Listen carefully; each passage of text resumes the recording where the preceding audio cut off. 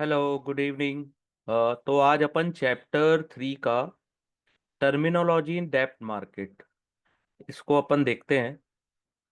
तो डेब्ट कैपिटल क्या होता है?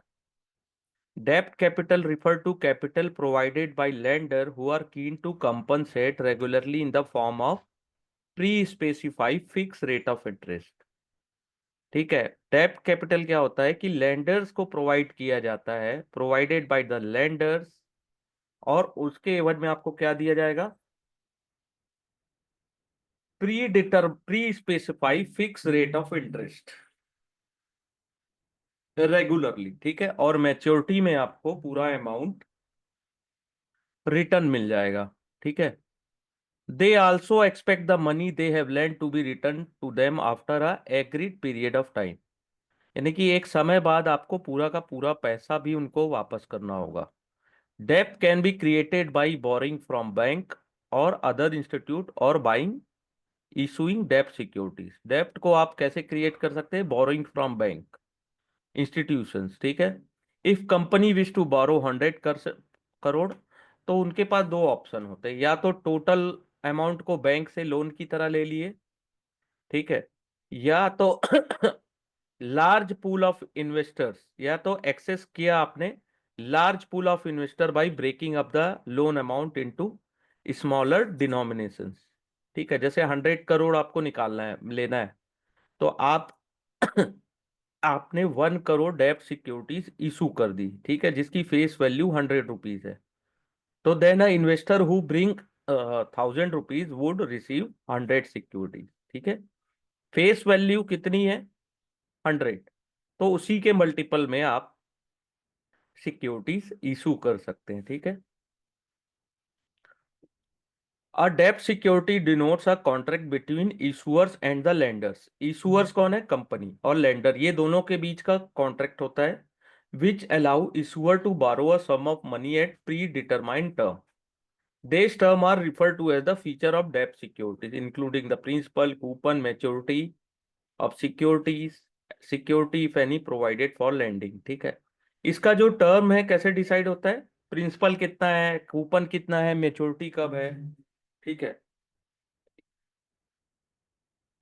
All debt securities granted the investor right to coupon payment and principal repayment as the debt contract। ठीक है। इन्वेस्टर को राइट है कूपन पेमेंट का और प्रिंसिपल रीपेमेंट जब कॉन्ट्रैक्ट ओवर होता है। सम डेब्ट सिक्योरिटीज कॉल्ड सिक्योर डेब्ट। क्यों? क्योंकि also give investor right over the asset of the issuing company. Investors को जो इशूइंग कंपनीज है उनके असेट्स में राइट मिलता है, तो वो होते हैं सिक्योर डेब्ट। ठीक है। और if there is default on interest and principal, अगर कोई डिफॉल्ट करते हैं इंटरेस्ट या प्रिंसिपल पेमेंट में, तो उनके असेट्स को सोल्ड करके इन्वेस्टर को रीपेमेंट किया जाता है। लेकिन अनसिक्योर्ड डेब्ट्स में ऐसे ऑप्शन नहीं होते हैं। ठीक है। डेब्ट सिक्योरिटी में be privately place with selected group of investor. आप सिक्योरिटीज को चाहे तो सेलेक्ट ग्रुप ऑफ इन्वेस्टर्स को इशू कर सकते हैं, या तो पब्लिक को, through public issue of securities. ठीक है। दो टाइप्स के डेब्ट security issued in public are mandatory listed on stock exchange. जो डेब्ट सिक्योरिटीज है जिसको आप पब्लिक को इशू करते हैं, उसकी मैंडेटरी लिस्टिंग स्टॉक एक्सचेंज में जरूरी है, सच एज एनएससी और बीएससी। ठीक है। So that can be traded in secondary market. ठीक है। Unlisted security has to be held till maturity और traded in over the counter. जो अनलिस्टेड सिक्योरिटीज होती है उसको मैच्योरिटी तक आपको हेल्ड करना पड़ेगा। ठीक है। और दूसरा वो ओवर द काउंटर होते हैं। अब कुछ टर्म्स हैं जिसको जानना जरूरी है। Face value. तो फेस वैल्यू क्या होता है? जैसे आपने इक्विटी में देखा था, डेब्ट instrument can not be completely explain without answering how much borrowing it represent. तो आपको कितना पैसा लेना है, ठीक है, कितने समय के लिए लेना है और इंटरेस्ट रेट क्या रहेगा। ठीक है। दिस इज, अब फेस वैल्यू क्या होती है?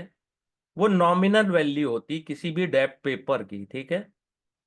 जैसे कि through the term of paper या परसेंटेज ऑफ द अमाउंट। जैसे फेस वैल्यू आपकी 100 और 1000 या एनी डिनोमिनेशंस की, कोई भी डिनोमिनेशंस की हो सकती है, ठीक है। फेस वैल्यू यहाँ पे इसी के डिनोमिनेशन या इसी के मल्टीपल पे आपको डेब्ट सिक्योरिटीज इशू करना होगा, ठीक है। फिर कूपन रेट होता है।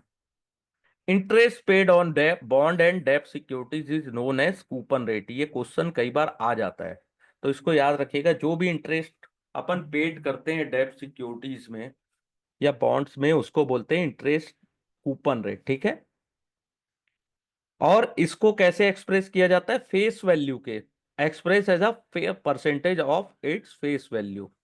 तो फेस वैल्यू 100 है, तो 8.2, जैसे अभी एग्जांपल में अपन देखेंगे, तो फेस वैल्यू के परसेंटेज में ना, the actual amount of money which the investor receive as interest is equal to the product of face value. Face value के इंटरेस्ट में आपको कूपन रेट अवेलेबल होगा, ठीक है। जैसे यहाँ एक एग्जांपल है 8.24 GS 2018 मीन्स इंटरेस्ट रेट जो है 8.24 है, गवर्नमेंट सिक्योरिटीज है, मैच्योर हो रहा है 2018 में, जिसकी फेस वैल्यू कितनी है? 1000 रुपीज। तो आपको एक साल में कितना कूपन पेड करना होगा? 82.4 as a coupon till maturity, ठीक है। और जी गवर्नमेंट सिक्योरिटीज क्या है? साल में 2 बार इंटरेस्ट पेड करती है, तो आपको कितना मिलेगा? एवरी 6 मंथ 41.2 रुपीज, ठीक है। और जो आखिरी जो कूपन पेमेंट है वो आपको कब मिलेगा? मेच्योरिटी डेट, जब आपका मैच्योर हो रहा है गवर्नमेंट सिक्योरिटी उस दिन, विथ प्रिंसिपल, यानी कि जो आपने पैसे इन्वेस्टमेंट किए थे उसके साथ जो लास्ट कूपन पेमेंट है वो मिलता है। ये पॉइंट भी बहुत इंपॉर्टेंट है। Last coupon payment will be received on maturity date along with principal par value, ठीक है। इसको याद रखिएगा, बहुत इंपॉर्टेंट है। एक सेकेंड में आए।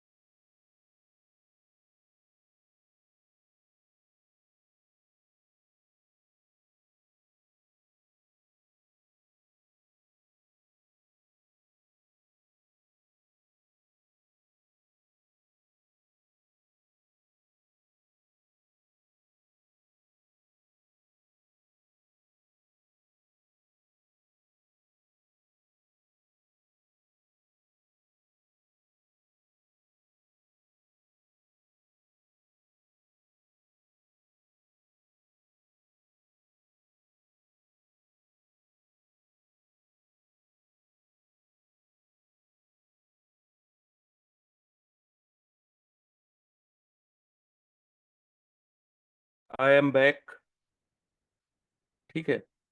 फिर होता है मैच्योरिटी।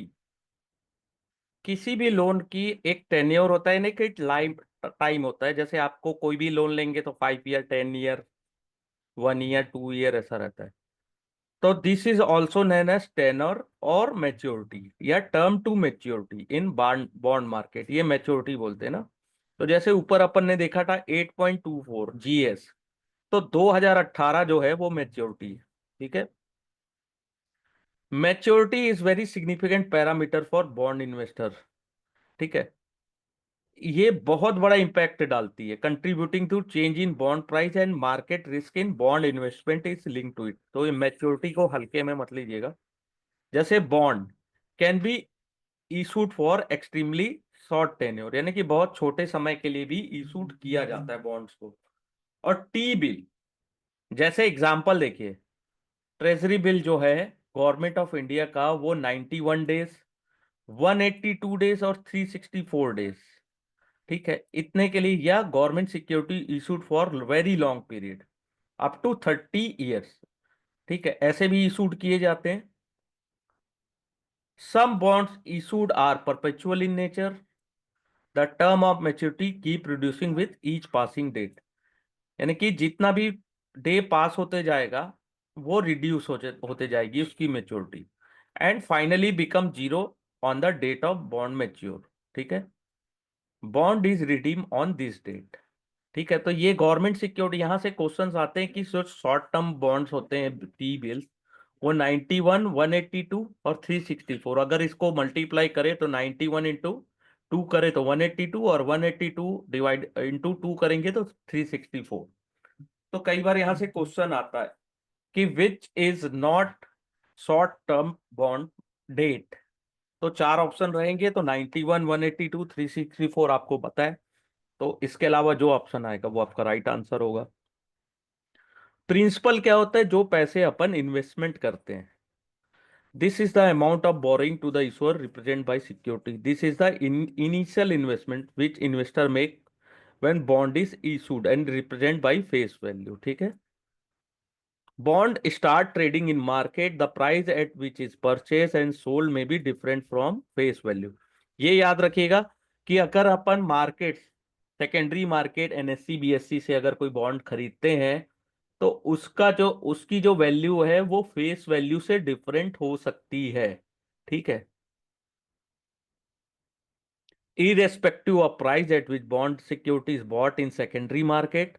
और कोई भी प्राइस में अगर अपन सिक्योरिटीज को खरीदते हैं, तो issuer is reliable to repay only the principal represent by face value on maturity. तो जो भी प्रिंसिपल अमाउंट है उतना ही वो पेड करने के लिए लायबल होते हैं। ठीक है। और when a bond mature investor redeem the bond, तो रिडेम्पशन उसी को बोलते हैं redeems. When essential means that contract between the issuer and investor is over. तो जिस दिन रिडेम्पशन होता है या रिडीम होता है, उस दिन इशूअर और इन्वेस्टर का कॉन्ट्रैक्ट कंप्लीट हो जाता है। ठीक है, the issuer of bond pay the repay the principal and also make the final payment. ठीक है, जब वो रीपे कर देते प्रिंसिपल और आपका final coupon payment, then the bond cease to exit, तब आपका बॉन्ड एग्जिस्ट होता है ना, या बॉन्ड मैच्योर होता है। ऐसा नहीं कि उस दिन आपने पेमेंट ही नहीं किया तो मैच्योर हो गया, ऐसा नहीं। आपको full payment with coupon interest आपको पेड करना रहता है। फुल पेमेंट यानी प्रिंसिपल विथ कूपन पेमेंट। ठीक है। फिर होता है होल्डिंग पीरियड रिटर्न, बहुत इंपॉर्टेंट है, एचपीआर। ये क्या होता है? होल्डिंग पीरियड, जब तक आप इन्वेस्टमेंट को स्पेसिफिक पीरियड तक बॉट करते हैं, यानी कि कुछ स्पेसिफिक टाइम के लिए, और हेल्ड करते हैं। ठीक है, इन्वेस्टर क्या करता है? बॉन्ड को डायरेक्ट खरीद सकता है, या तो लेट डेट में सेकेंडरी मार्केट से खरीदते हैं। तो द इन्वेस्टर में hold the bond till maturity, या तो मैच्योरिटी तक, या तो उससे पहले भी एग्जिट कर सकते हैं सेकेंडरी मार्केट में। तो जब तक उन्होंने उसको होल्ड करके रखा है, उतने समय का जो रेट ऑफ रिटर्न है, जो रिटर्न मिलता है, उसको बोलते हैं एचपीआर। ठीक है, यहां तक clear sir? Through the period for which the bond is held, जब तक आपने बॉन्ड को अपने पास रखा है उतने समय तक आपको कूपन पेमेंट रिसीव होगा। ठीक है, आप उस कूपन को री इन्वेस्टमेंट कर सकते हैं एक्स्ट्रा इंटरेस्ट अर्निंग के लिए। ठीक है, या investor will make a loss or gain at the time of selling the bond. लेकिन इन्वेस्टर को जरूरी दोनों चीजें हो सकती, लॉस और गेन। ठीक है, अब वो डिपेंड करता है आपने किस प्राइस में उसको खरीदा है और किस प्राइस में उसको आप सेल कर रहे हैं। ठीक है, तो एचपीआर को अगर समझना चाहें, तो आपने बॉन्ड को खरीदा 104 रुपए में, जिसमें आपको अर्न हुआ 8 रुपए कूपन। उस 8 रुपए कूपन को आपने फिर से री इन्वेस्टमेंट कर दिया 7% के लिए। ठीक है, फॉर अ 1 ईयर। फाइनली आपने 1 साल बाद उसको, ये जो बॉन्ड 104 में खरीदा था उसको 110 में सेल कर दिया। तो 1 साल बाद आपका एचपीआर क्या होगा? तो 8, ठीक है, 8 रुपए आपको मिला, प्लस 8 इंटू 7%। फिर आपने बाय किया था 104 में, सेल किया 110 में। ठीक है, तो उसका जो रिटर्न मिला, तो टोटल आपको जो रिटर्न प्रोड्यूस हुआ वो 14% हुआ। ठीक है, ये कोई एनुअल रिटर्न नहीं है, ये जब तक आपने उसको अपने पास होल्ड करके रखा उतने समय का ये रिटर्न है, ठीक है। HPR सिंगल पीरियड रिटर्न, यानी एक सिंगल टाइम के लिए आपने जब तक उसको होल्ड करके रखा है, ठीक है, तब तक का है ये। उसके बाद आता है करंट यील्ड, ठीक है। करंट यील्ड बहुत ही इंपॉर्टेंट है। ये सिंपल मेथड होता है आपको रिटर्न कैलकुलेट करने में, जिसमें आप करते हैं current market price of bond is result is express in percentage, ठीक है। तो इसमें क्या होता है, जैसे आपको 8.24 आपका क्या है, ये बॉन्ड है, ट्रेडिंग कितने में कर रहे हैं, 104 में। तो करेंट यील्ड कितना होगा, आपने 104 में खरीदा तो 8.24 डिवाइडेड बाई 104, तो 7.92 जो है वो आपका करेंट यील्ड आया, ठीक है। ये करेंट यील्ड है, यहां से कई बार क्वेश्चन पूछता है। तो आपने जितने समय तक, 1 साल तक के लिए अगर उसको रखा है तो आपको कितना रिटर्न उसमें मिलता है, ठीक है। बहुत इंपॉर्टेंट है, बहुत इजी भी है। कई बार क्वेश्चंस आते हैं, इसको भी लोग गलत कर जाते हैं, जबकि बहुत इजी है। फिर होता है यील्ड टू मेच्योरिटी, थोड़ा सा ये कॉम्प्रिहेंसिव है और widely use measure of return calculation of डेब्ट सिक्योरिटी देन करेंट यील्ड, ठीक है। The the method take consideration of all future cash flow, ठीक है। फ्यूचर कैश फ्लो को consider year to maturity method में किया जाता है, ठीक है। Equate the present value of this cash flow to the prevailing market price of the bond, ठीक है। The rate which equate the present outflow with the present value of future flow is known as yield to maturity, ठीक है। It can be understand as a IRR, interest internal rate of return of the bond, ठीक है।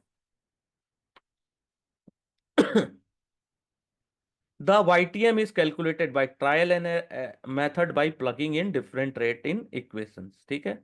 जैसे आपका cash flow आया minus, फिर आपको 9.7% return आया, ठीक है, 9.7 फिर आया, जब आपको मैच्योर हुआ तो आपको कितना मिला, 109.7। तो HDFC बैंक का जो बॉन्ड है, मान लीजिए वो 2007 में ओपन हुआ, लेकिन आपने उसको बाय कब किया था, 2014 में। तो आपने 103 में बाई किया तो कैश फ्लो माइनस में गया, ठीक है। लेकिन आपको रिटर्न पर ईयर कितना मिलते गया, 9.7 9.7, ठीक है। फाइनली जब आपने जब उसका रिडीम हुआ तो आपको टोटल कितना रिटर्न प्राप्त हुआ, 9.6%, ठीक है। इसको याद रखिएगा, ये फॉर्मूला वाइज होता है, बहुत ही इजी है। जैसे 103 में आपने उसको बाय किया, ठीक है। उसके बाद आपको हर साल कितना रिटर्न मिलते गया, उसका 3 साल आपने रखा तो 9.7 पर ईयर, ठीक है। और जब फाइनल आपने उसको यानी कि रिडीम हुआ तो उसकी वैल्यू कितनी थी, 109.7, क्योंकि इसकी फेस वैल्यू जो है वो 100 है, ठीक है। फेस वैल्यू इसकी 100 है, तो आपको जो फाइनल अमाउंट जो मिला वो 109.7 मिला, ठीक है। यहां तक क्लियर। YTM कैलकुलेट करना बहुत इजी है, यहां से भी कई बार क्वेश्चंस आते हैं।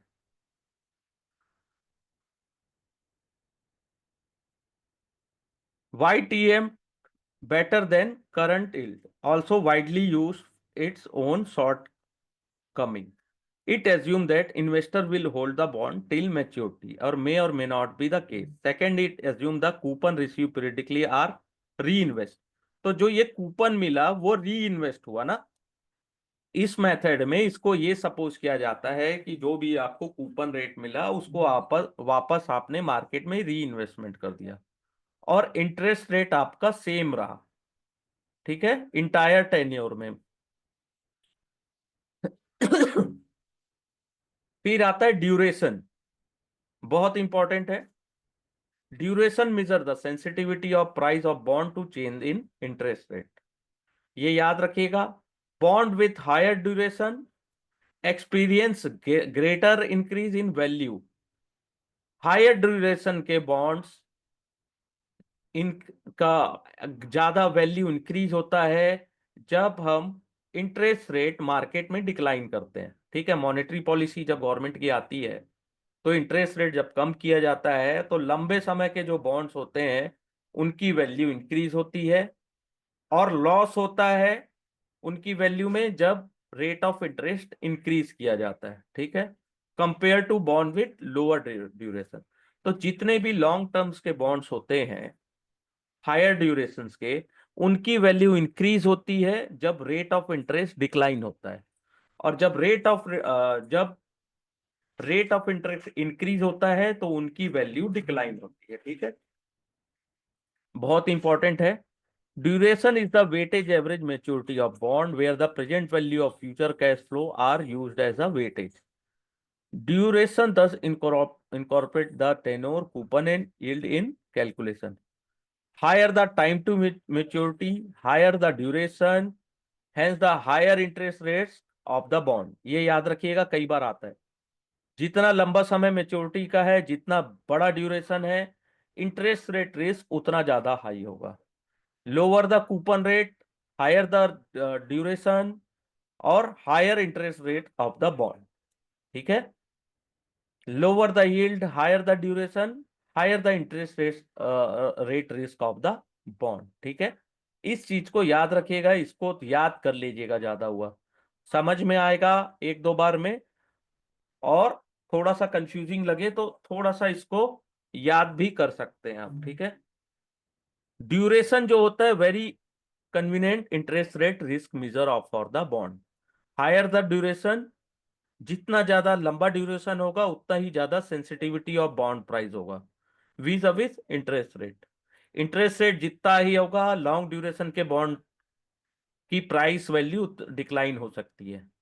जब इंटरेस्ट रेट डिक्लाइन होता है तो बड़े समय के जो बॉन्ड्स है उसकी वैल्यू इंक्रीज होती है। ये याद रखिएगा, यहां से क्वेश्चंस आते हैं। फिर बॉन्ड कितने टाइप के होते हैं? ठीक है, डिपेंड करता है प्रिंसिपल, मैच्योरिटी और कूपन के अनुसार। ठीक है, पहला होता है जीरो कूपन बॉन्ड। ठीक है, इसमें कोई भी कूपन पेड नहीं किया जाता। इंटायर टर्म, पूरे टेन्योर में आपको कभी इसमें कोई कूपन रेट नहीं मिलेगा, इसलिए इसको बोलते हैं जीरो कूपन बॉन्ड या जीरोस। ये जो इशू होते हैं जीरो कूपन बॉन्ड, वो इशूड होते हैं discount to their face value. Face value से कम में इशूड होते हैं और रिडीम होते हैं फेस वैल्यू में।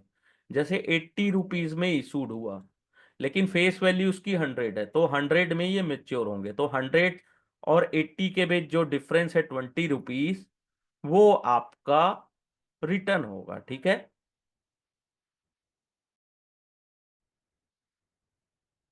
और इन रुपीज टर्म रिटर्न में भी same for investor. Zero carry more interest rate risk due to their higher duration. ठीक है, इनमें इंटरेस्ट रेट रिस्क ज्यादा होता है क्योंकि इनकी ड्यूरेशन बहुत लंबी होती है। ठीक है,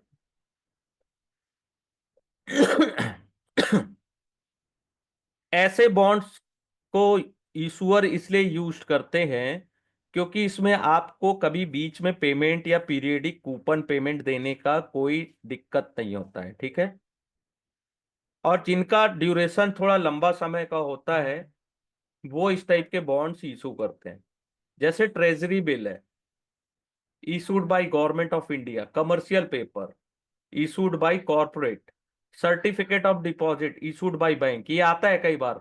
गवर्नमेंट ऑफ इंडिया क्या इशू करता है? तो T bill, commercial paper corporate, certificate of deposit bank. ये कहलाते हैं short term zero coupon bond, जिनकी मैच्योरिटी 1 ईयर से कम होती है। ठीक है, इसलिए इनको मनी मार्केट इंस्ट्रूमेंट भी कहा जाता है। Zero coupon bond for very long tenure is a steep discount to their face value.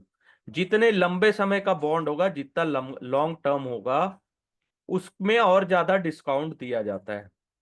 IDBI ने इशू किया था, ठीक है, सच बॉन्ड मैनी ईयर अगो। जैसे किसान विकास पत्र, वो भी डीप डिस्काउंट बॉन्ड्स है। ठीक है। वैसे ही अब इसका एग्जांपल देखते हैं, जीरो कूपन बॉन्ड। इसको एसआर ग्रुप ने 2009 में लॉन्च किया था। कितना पैसा उनको उठाना था मार्केट से? 4,280 करोड़। तो उन्होंने 2009 में इशूड किया।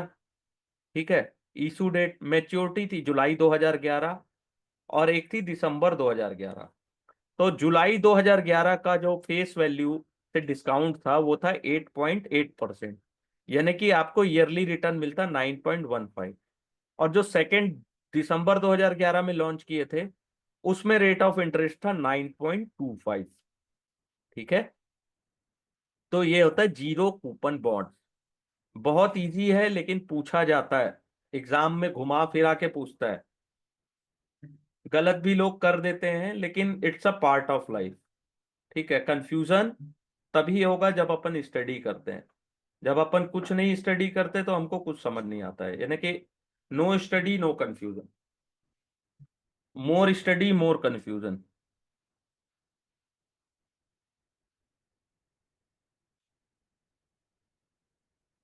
फिर आता है फ्लोटिंग रेट बॉन्ड। ठीक है। इसके जो बॉन्ड्स कैसे होते हैं? देश बॉन्ड जिसका कूपन फिक्स नहीं होता है। ठीक है। कूपन रेट फिक्स नहीं होता, but is reset periodically with reference to defined benchmark, जैसे कि इन्फ्लेशन और इंटर बैंक रेट और कॉल रेट। ठीक है। Resetting the coupon periodically ensure this bond pay interest that reflect current market rate. ठीक है। This bond carry lower interest rate risk. इनमें lower interest rate risk होता है, price risk इसमें बहुत कम होता है, क्योंकि इनका जो कूपन रेट है वो एडजस्टमेंट होते रहता है इसमें। ठीक है। ऐसे कूपन रेट्स बॉन्ड्स कब यूजफुल है? जब इंटरेस्ट रेट राइज करने का सिनेरियो कंटिन्यूसली चेंज हो रहा है। ठीक है। मार्केट में ऊपर नीचे हो रहा है, तो ऐसे में ये सब एडजस्ट हो जाते हैं कूपन पीरियडिकली। टिपिकली 6 महीने में एक बार वो चेंज हो जाता है। ठीक है। और कुछ केसेस में मैक्सिमम और मिनिमम लिमिट भी कूपन रेट की तय की गई रहती है। ठीक है। इसको कैप एंड फ्लोर भी बोलते हैं। मैक्सिमम यानी कैप, मिनिमम यानी फ्लोर। ठीक है। Housing loan with variable of floating interest rate are example of this type of loans. Housing loan सबसे बड़ा एग्जांपल है इसका। Develop market have bonds whose coupon move inversely to the benchmark. उसको inverse floater बोलते हैं। Develop market में होता है ना ये, यूएस में। Also have bond whose coupon में इनवर्सली टू द बेंचमार्क। ठीक है। फिर होते हैं कन्वर्टेबल बॉन्ड्स, जो कि ऑर्डिनरी शेयर्स में कन्वर्ट हो जाते हैं एक समय के पश्चात। A convertible bond or debenture is generally issued a debt instrument with the option to investors to convert the amount invested into equity of the issuer company letters। ठीक है। शुरू में डेप्ट इंस्ट्रूमेंट की तरह इशूड होते हैं, लेकिन बाद में ऑर्डिनरी शेयर्स में चेंज हो जाते हैं। इस टाइप के बॉन्ड्स में दोनों के फीचर्स होते हैं, डेप्ट एंड इक्विटीज के। ठीक है। कन्वर्टेबल बॉन्ड में डेट ऑन और बिफोर विच द कन्वर्सन में बी मेड, ये आपका फिक्स रहता है। रेशो ऑफ कन्वर्जन फिक्स रहता है कि आपको कितने शेयर्स मिलेंगे ईच डिबेंचर्स में। कौन से रेट में आपको शेयर्स मिलेंगे इन्वेस्टर्स ऑन कन्वर्जन। ठीक है। Discount to the market price. और जनरली आपको सस्ते ही दाम में मिलता है, मार्केट से सस्ते में ही मिलता है। और प्रपोर्शन होता है कि कितने डिबेंचर्स का कितना प्रपोर्शन है, वो आपका इक्विटी शेयर्स में कन्वर्ट होगा। ठीक है। एक होता है कंपलसरी और एक होता है ऑप्शनली। कन्वर्स कंपलसरी में पूरे के पूरे जो आपका डेप्ट है वो शेयर्स में, ऑर्डिनरी शेयर्स में चेंज हो जाएगा। ऑप्शनली में क्या होता है, देश बॉन्ड भी फुली कन्वर्टेबल। ठीक है, with the face value of bond. ठीक है। और ऑप्शनली में क्या होता है, partly convertible where portion of bond is converted into equity. ठीक है। Partly convertible debenture, non convertible जो पार्ट होते हैं, जैसे पार्सली में जो चेंज हो गए इक्विटी में वो ठीक है, लेकिन रिमेनिंग जो पार्ट है उसमें आपको रेट ऑफ इंटरेस्ट इनकम और रिडेम्पशन में आपका जो प्रिंसिपल अमाउंट है वो आपको मिल जाएगा। ठीक है। और एक चीज, कन्वर्जन जब होता है डेप्ट इनटू इक्विटी, तो डेप्ट को बैलेंस शीट से हटा दिया जाता है और आपकी इक्विटी कैपिटल इंक्रीज हो जाती है। ऐसे कन्वर्जन करने से आपका जो ईपीएस होता है शेयर का, वो डाइल्यूट हो जाता है। ये बहुत इंपॉर्टेंट पॉइंट है, इसको याद रखिएगा। ए- ऐसे बॉन्ड्स का क्या एडवांटेज है? इसमें आपको लोअर कूपन रेट में आप डेप्ट इंस्ट्रूमेंट इशूड करते हैं, क्योंकि जो इन्वेस्टर्स होते हैं इस टाइप के बॉन्ड्स में, वो केवल कूपन के लिए नहीं आते हैं या इंटरेस्ट के लिए, वो इसलिए आते हैं कि आपको कैपिटल एप्रिसिएशन मिलेगा in the investment once they are converted into equities. ठीक है।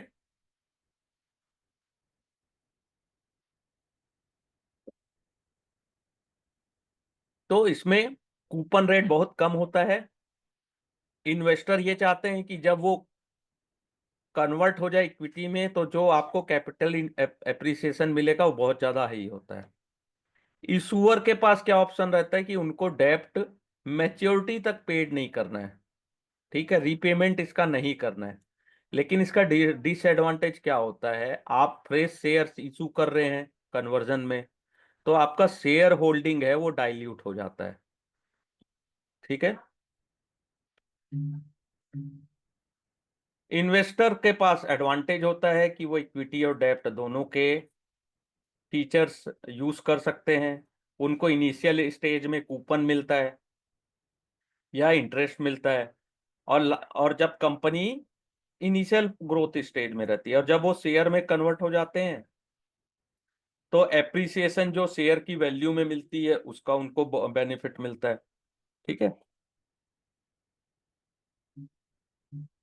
फिर आता है principal protected note. PPN is relatively complex debt product which aimed at providing protection of principal amount invested by the investors। तो PPN क्या है? Principal protected note. इसका aim रहता है कि जो आपका प्रिंसिपल अमाउंट है वो प्रोटेक्टेड रहे if the investment is held to maturity. इसमें क्या होता है, कुछ पोर्शन इसके डेप्ट में इन्वेस्ट होते हैं और कुछ इसके प्रिंसिपल अमाउंट होते हैं, उनको क्या किया जाता है, इक्विटीज में, डेरिवेटिव्स में, कमोडिटीज, जिसमें आपको पोटेंशियल हायर ग्रोथ दिखती है उसमें इन्वेस्टमेंट किया जाता है। ठीक है। इसको मार्केट में एज अ डेप्ट पेपर ही इशू किया जाता है। ठीक है।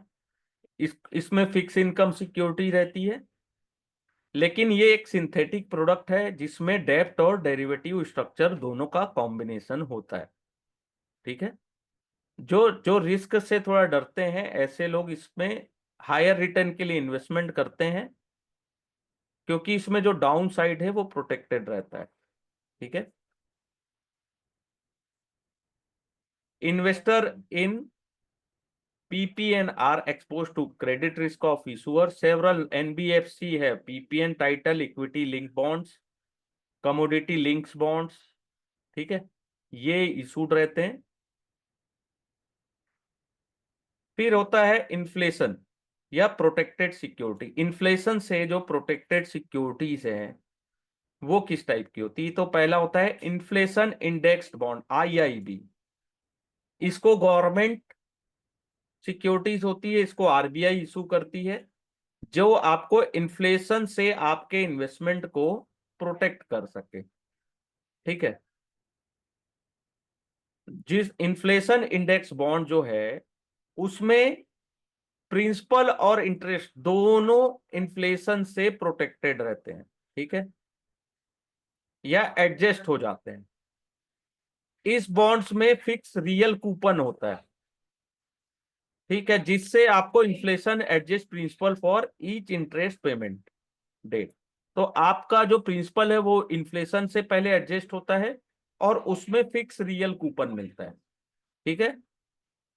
Higher the on maturity, the higher of face value of inflation adjust principal is paid out to the investors. तो दोनों आपके एडजस्टेड रहते हैं इन्फ्लेशन से। इसमें जो इन्फ्लेशन है उसको मेजर करने के लिए होलसेल प्राइस इंडेक्स से इन्फ्लेशन को मेजर किया जाता है और कैलकुलेट किया जाता है आपका जो रेट है। ठीक है, एडजस्टमेंट है वो होलसेल प्राइस इंडेक्स से इसको कैलकुलेट किया जाता है। ठीक है, दूसरी एक कैटेगरी होती है inflation index instrument by RBI to retail investors. इसको नेशनल सेविंग सिक्योरिटी क्यूमुलेटिव 2013 ये भी बोलते हैं। इनका इसका टेन्योर होता है 10 ईयर्स का। इसको retail resident investor minor HUF और चैरिटी कोई भी ले सकता है। इसका जो इसका जो फिक्स बॉन्ड का जो फिक्स इंटरेस्ट रेट है वो 1.5 रहता है। और इन्फ्लेशन जो है वो कैलकुलेट होती है कंज्यूमर प्राइस इंडेक्स से। ठीक है, और इंटरेस्ट कंपाउंडेड होता है एवरी 6 मंथ। ठीक है, ये याद रखिएगा, ये यहां से कुछ ना कुछ, ये जितना मैंने हाईलाइट किया यहां से कुछ ना कुछ पूछता ही है एग्जाम में। फिर होता है foreign currency bonds. Foreign currency bond अपन ने जस्ट अभी यानी कि कुछ लास्ट क्लास में भी देखा था। ऐसे bonds issued by companies in a currency that is different from currency of its home town. यानी कि इंडियन कंपनी अगर यूएस में के यूएस करेंसी के डिनोमिनेशंस में अब बॉन्ड इशू करती है तो उसको बोलते हैं फॉरेन करेंसी बॉन्ड। ठीक है, और जनरली इमर्जिंग मार्केट जो है जैसे इंडिया का, अपने देश का, वो क्या करते हैं, बॉन्ड इशू करते हैं यूएसडी में, क्योंकि वहां की इकोनॉमी मैच्योर है। ठीक है, और वहां पे रेट ऑफ इंटरेस्ट जो है वो लो होता है। लेकिन बॉन्ड में फॉरेन करेंसी रिस्क भी होता है इशूअर्स के लिए, क्योंकि अगर फॉरेन करेंसी लोकल करेंसी से ज्यादा एप्रिसिएट होगी तो आपको ज्यादा अमाउंट देना पड़ेगा लोन को रीपे करने के लिए। ठीक है, लेकिन फॉरेन करेंसी रिस्क से बचने के लिए डेरिवेटिव कॉन्ट्रैक्ट भी अपन यूज करते हैं एज अ हेजिंग पर्पस। ठीक है, 2020 में दिल्ली इंटरनेशनल एयरपोर्ट ने यूएसडी बॉन्ड इशू किया था। ठीक है, फरवरी 2020 में, जस्ट कोविड से जस्ट पहले। एक्सटर्नल बॉन्ड क्या होता है, इसको यूरो बॉन्ड भी कहते हैं। इसकी करेंसी क्या होती है, एस क्या होती है, different from currency of country which is issued. जैसे यूएस डॉलर के डिनोमिनेशन में अगर अपन कुवैत में बॉन्ड इशू करते हैं तो उसको यूरो बॉन्ड कहते हैं। ठीक है, same external bond denominated Indian rupees, अगर यही एक्सटर्नल बॉन्ड अगर अपन इंडियन रुपीज में इशूड करें तो इसको मसाला बॉन्ड कहते हैं। आउटसाइड इंडिया इशूड हो रहा है लेकिन डिनोमिनेशन क्या है, इंडियन रुपीज। पहली बार मसाला बॉन्ड किसने इशू किया था, तो आईएफसी ने 2014 में। As against foreign currency bond which create currency risk, masala bond में जो करेंसी रिस्क होता है वो इन्वेस्टर को उठाना पड़ता है। ठीक है, फिर इंपॉर्टेंट है परपेचुअल बॉन्ड, जिसकी कोई मैच्योरिटी नहीं होती, जिसका कोई मैच्योरिटी डेट नहीं होता है, इसका कोई ऑब्लिगेशन नहीं होता कि ये रिडीम कब होगा। इसमें इन्वेस्टर को पीरियडिक कूपन मिलता है। This bond can be bought back, buy back भी होता है, या कॉलेबल बॉन्ड भी बोलते हैं, कॉलेबल बॉन्ड। ठीक है, कॉलेबल बॉन्ड्स किसको बोलते हैं, परपेचुअल बॉन्ड को, by the issue at there discretion. बहुत सारी बैंक्स जो है इंडिया में परपेचुअल बॉन्ड इशूज करती है क्योंकि उनको tier 1 capital as per Basel 3 norm, आपको एडिशनल टीयर 1 कैपिटल की जरूरत होती है, इसलिए तो बेसल 3 के अकॉर्डिंग इनके बहुत सारे क्राइटेरिया होते हैं। ठीक है, और ये इनमें क्या रिस्क होता है कंपेयर टू 81, यानी कि 81 जो बॉन्ड्स है। ठीक है, AT1 perpetual bond increase the risk of AT1, यानी कि इसमें क्यों होता है, the norm specify various criteria that perpetual bond should meet in order to qualify as a AT1 capital. तो AT1 कैपिटल बेसल 3 के लिए अपने को पैसा राइज करना होता है मार्केट से, तो इसमें थोड़ा सा ज्यादा रिस्क होता है। और इसके फीचर्स क्या होते हैं, डिफरेंस क्या होता है नॉर्मल बॉन्ड से, ये देखते हैं अपन। इसमें कोई फिक्स मैच्योरिटी डेट नहीं होती है। These are subordinate to deposit के, जस्ट सबऑर्डिनेट होता है उसका। Loans from other bank and all other bond, subordinate होता है यानी कि आपने कहीं किसी बैंक से डिपॉजिट लिया या किसी बैंक से लोन लिया है, अदर बैंक से, या अदर बॉन्ड्स खरीदे हैं। कूपन कब पेड होता है इसमें, जब आपको प्रॉफिट हो रहा है। डिस्ट्रीब्यूट, डिस्ट्रीब्यूट आप जो प्रॉफिट कर सकते हैं। अगर आपके पास प्रॉफिट नहीं है डिस्ट्रीब्यूट करने के लिए, तो आप कूपन भी पे नहीं करेंगे। जो ये AT1 बॉन्ड है ना, ये यस बैंक, जब यस बैंक गिरा था, उस समय ये जो बॉन्ड्स खरीदे थे उनको बहुत लॉस हुआ था। और ये बॉन्ड्स होते हैं नॉन क्यूमुलेटिव, और ये बॉन्ड को शेयर में कन्वर्ट किया जा सकता है AT1 परपेचुअल बॉन्ड को। लेकिन अगर इसमें प्री स्पेसिफाई कॉन्टिजेंट इवेंट है तो, है ना, upon happening of pre specify contingent events, ठीक है, शेयर्स में भी इनको कन्वर्ट किया जा सकता है।